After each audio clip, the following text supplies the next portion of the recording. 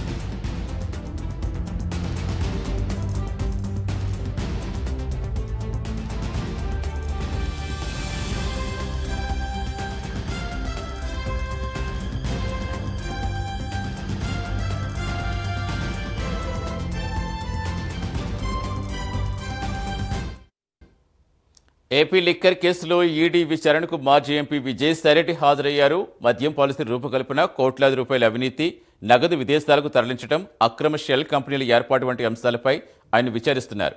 ఈ కేసులో 3,500 కోట్లకు పైగా అవినీతి జరిగినట్టు ఆరోపణలున్నాయి. గత వైసీపీ ప్రభుత్వ హయాంలో అమలు చేసిన మద్యం పాలసీలో అక్రమాలు, హవాలా లావాదేవీలు, షెల్ కంపెనీల ఏర్పాటు వంటి వాటిపై ఈడీ ఆరా తీస్తోంది. ప్రస్తుత సమాచారం ఇచ్చేందుకు మా కరెస్పాండెంట్ కుమార్ లైవ్లో జాయిన్ అవుతున్నారు. ఎస్ కుమార్, అసలు ఏం జరుగుతుంది అనుకోవాలి? ఇప్పటికే చూసాం ఏపీ లిక్కర్ స్కామ్ కేసులో ఎంతమందిని విచారించారో, ఎంతమంది అరెస్టులు జరిగాయో, ఎంతమంది బెయిల్పై వచ్చారో, ఇది కంటిన్యూ ప్రాసెస్లో జరుగుతుంది. ఇప్పుడు విజయసాయిరెడ్డి విజయసాయిరెడ్డి స్టేట్మెంట్తో ఏమన్నా కీలక మలుపు ఏమైనా తిరగబోతుంది అనుకోవచ్చా? Thank you. ముఖ్యంగా ఏదైతే ఏపీ లిక్కర్ స్కామ్ అంటే ఏపీలోనే సంచలనం సృష్టించిన ఈ లిక్కర్ స్కామ్కి సంబంధించి ప్రస్తుతం ఈడీ దూకుడు పెంచిందనే చెప్పొచ్చు. అయితే ఈరోజు విచారణకు ఏదైతే విజయసాయిరెడ్డి అయితే హాజరయ్యారో, ముఖ్యంగా ఏపీ లిక్కర్కి సంబంధించి గతంలోనే అనేక మందిని ఇప్పటికే విచారించారు. అయితే ఈసారి విజయసాయిరెడ్డిని ఏదైతే ఈ రోజు విచారణ రావాలంటూ కూడా ఇటు ఈడీ అధికారులు నోటీసులు ఇచ్చిన నేపథ్యంలో ప్రస్తుతం కొద్దిసేపటి క్రితం ఈడీ ఆఫీస్కి అయితే విజయసాయిరెడ్డి అయితే చేరుకున్నారు. అయితే ఈ లిక్కర్కి సంబంధించి ముఖ్యంగా ఏదైతే మనీ లాండరింగ్ అలాగే షెల్ కంపెనీలకు సంబంధించి ఎక్కువగా విచారణ జరిగే అవకాశం అయితే ఉంది. ఎందుకంటే ముఖ్యంగా ఆంధ్రప్రదేశ్ మద్యం కుంభకోణం కేసులో ఎన్ఫోర్స్మెంట్ డైరెక్టరేట్ ఒక్కసారిగా ఈ దూకుడు పెంచిందనే చెప్పొచ్చు. అయితే రాష్ట్ర రాజకీయాల్లో పెను సంచలనంగా మారింది. అయితే గత 2 రోజులుగా చోటు చేసుకున్న పరిణామాలు ఏదో జరగబోతున్నాయని సంకేతాలు అయితే ఉన్నాయని చెప్పొచ్చు. మాజీ ఎంపీ విజయసాయిరెడ్డి అలాగే ప్రస్తుత ఎంపీ మిథున్ రెడ్డిలను కూడా ఈడీ వరుసగా విచారణకు పిలవడం ఈ కేసులో ఒక కీలక మలుపుగా చెప్పొచ్చు. అయితే ఇప్పటికే ఈ కేసులోని మిథున్ రెడ్డి జైలుకి అయితే వెళ్ళిరాగా విజయసాయిరెడ్డి మాత్రం తనను తాను ఏదైతే ఈ విచారణకు హాజరవుతూ కూడా సహకరిస్తున్నారనే చెప్పొచ్చు.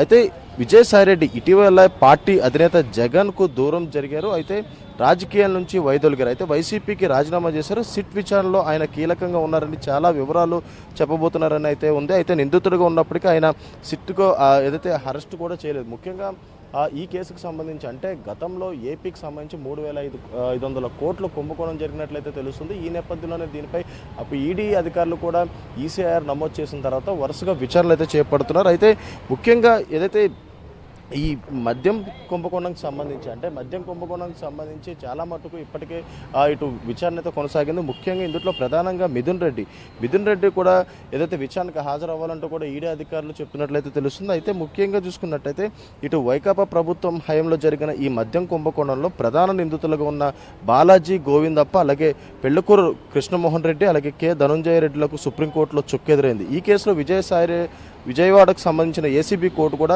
ఇప్పటికే డిఫాల్ట్ బెయిల్ను కూడా ఏపీ హైకోర్టు కొట్టేయడాన్ని సవాల్ చేస్తూ వారు ముగ్గురు కూడా వేసిన ఎస్ఎల్పీలను సర్వోన్నత న్యాయస్థానం కూడా డిస్మిస్ చేసింది. అయితే రెగ్యులర్ బెయిల్ కోసం మళ్ళీ ట్రయల్ కోర్టుకు అయితే వెళ్ళడం జరిగింది. అయితే ఈ నేపథ్యంలోనే ఇప్పుడు ఈ ఈడీ కూడా ఒక సంచలనంగా మారిందనే చెప్పొచ్చు. ఎందుకంటే ముఖ్యంగా ఈ కేసుకు సంబంధించి ఇప్పటికే ఈ విజయసాయిరెడ్డి కూడా కొద్దిసేపటి క్రితమే ఈ విచారణకు కూడా హాజరవడం జరిగింది. అయితే హైదరాబాద్లోని ఈడీ కార్యాలయానికి అయితే ఆయన రావడం జరిగింది. ఈ కుంభకోణంలోని మనీ లాండరింగ్ జరిగినట్లు ఆరోపణలు ఉన్న నేపథ్యంలోనే విజయసాయిరెడ్డికి ఇటీవలే ఈడీ నోటీసులు ఇచ్చింది. గతంలో సిట్ విచారణ కూడా ఆయన హాజరై పలు అంశాలను కూడా వెల్లడించారు. అయితే ఇటు వైసీపీకి కూడా రాజీనామా చేసి ఆ తర్వాత ముఖ్యంగా ఏదైతే రాజకీయాలకు కూడా ఆయన దూరంగా ఉన్నారు. అయితే గతంలోని వైఎస్ఆర్సీపీ ప్రభుత్వం ఉన్న సమయంలోనే ఏపీ లిక్కర్లోని భారీ కుంభకోణం జరిగిందంటూ కూడా చాలా ఆరోపణలు అయితే ఉన్నాయి. అయితే 3,500 కోట్ల వరకు కూడా ఈ కుంభకోణం జరిగినట్లు కూడా గుర్తించారు. అయితే దీనికి సంబంధించి సూత్రధారిగా చాలా మంది అయితే ఉన్నారు. అయితే ఇందులో ప్రధానంగా విజయసాయిరెడ్డి కూడా చాలా కీలక పాత్ర పోషించినట్లు కూడా ఈడీ అధికారులు గుర్తించిన నేపథ్యంలో ముఖ్యంగా ఈ మనీ లాండరింగ్ అంటే హవాలా కావచ్చు, మనీ లాండరింగ్ కావచ్చు, లేదంటే షెల్ కంపెనీలు కావచ్చు, అంటే లిక్కర్ కేసుకు సంబంధించి షెల్ కంపెనీలు చాలా మటుకు ఏర్పాటు చేసినట్లు కూడా ఈడీ గుర్తించింది. ఈ షెల్ కంపెనీలకు సంబంధించి అలాగే మనీ లాండరింగ్ సంబంధించి 3,500 కోట్ల కుంభకోణానికి సంబంధించి కూడా ప్రస్తుతం ఈ రోజు విజయసాయిరెడ్డిని అయితే విచారించనున్నారు. ఈ విచారణలోని విజయసాయిరెడ్డి ఏ విధంగా సమాధానాలు చెప్తారు, అయితే ఇతను ఇచ్చిన సమాధానాలు బట్టి వైఎస్ఆర్సీపీలో మరో కొంతమందికి నోటీసులు ఇచ్చే అవకాశం ఉన్నది అయితే మనం వేచి చూడాల్సి ఉంది.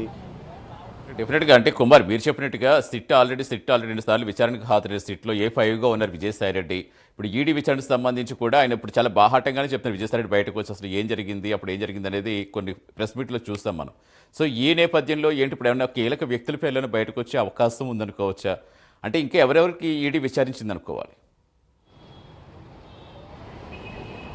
సతీష్, ముఖ్యంగా చూసుకున్నట్టయితే విజయసాయిరెడ్డి అంటే ఈడీ ఈ లిక్కర్ స్కామ్కి సంబంధించి A5గా విజయసాయిరెడ్డి అయితే ఉన్నారు. అయితే ఈ కేసుకు సంబంధించి గతంలో విచారణకు హాజరైన సమయంలో కూడా ఈడీకి సహకరిస్తూ కూడా వాళ్ళు అడిగిన ప్రశ్నలు అన్నిటికీ కూడా విజయసాయిరెడ్డి సమాధానం అయితే చెప్పారు. అయితే ఈ రోజు జరిగే ఈ ఈడీ విచారణ చాలా కీలకంగా మారనుందనే చెప్పొచ్చు.